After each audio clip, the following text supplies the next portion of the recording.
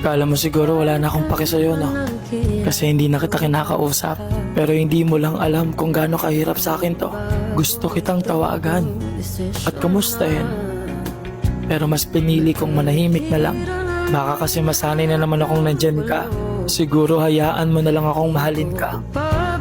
Sa paraang alam ko. Hanggang sa matanggap at masanay ako na wala na talaga.